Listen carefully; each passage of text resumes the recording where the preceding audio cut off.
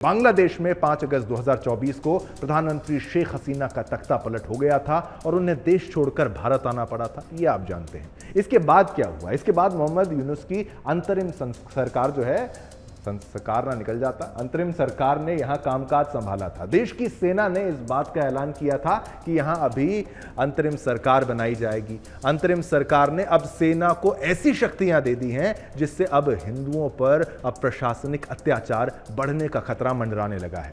बांग्लादेश की फौज अब देश में पुलिस और जज का काम कर सकेगी। इसकी मंजूरी उसे मोहम्मद यूनुस वाली अंतरिम सरकार ने दी है। बांग्लादेश की फौज को पुलिस के तौर पर काम करने का अधिकार मिलने का अर्थ क्या है, ये आप समझते हैं?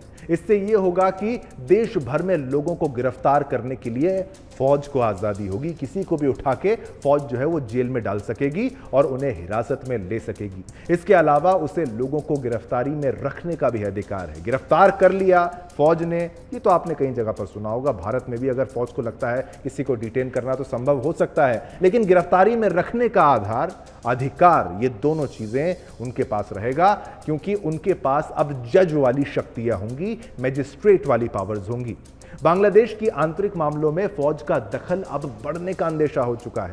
मीडिया रिपोर्ट्स के अनुसार बांग्लादेश के 1898 के सीआरपीसी के तहत फौज को ये शक्तियां दी गई हैं। ये शक्तियां फौज को 60 दिन के लिए दी गई हैं। यूनुस सरकार ने हाल ही में इस निर्णय का ऐलान किया है, तो क्या यूनुस कठपुतली हैं? यूनुस सरकार के इस निर्णय के तहत अब फौज के अफसर जज का काम करेंगे। भाई, जिसका काम है युद्ध लड़ना, जंग लड़ना, देश की रक्षा करना, अब वो बन गए हैं जज। ये फौजी अफसर लोगों को जेल भेजने, सजा सुनाने और जेल में रखने के आदेश सुना सकेंगे। सोचिए क्या स्थिति है बांग्लादेश की कट्टरपंथियों की कि भाई वहां पर फौजी आएगा, बैठेगा, बोलेगा तुम गुनहगार हो, तुम जाओ जेल में, तुम्हें सुनाता हूं सजाए मौत, और उसको फांसी हो भी जाएगी। यह आदेश ढाका समेत शहरी इलाकों के बाहर के क्षेत्र में लागू होगा।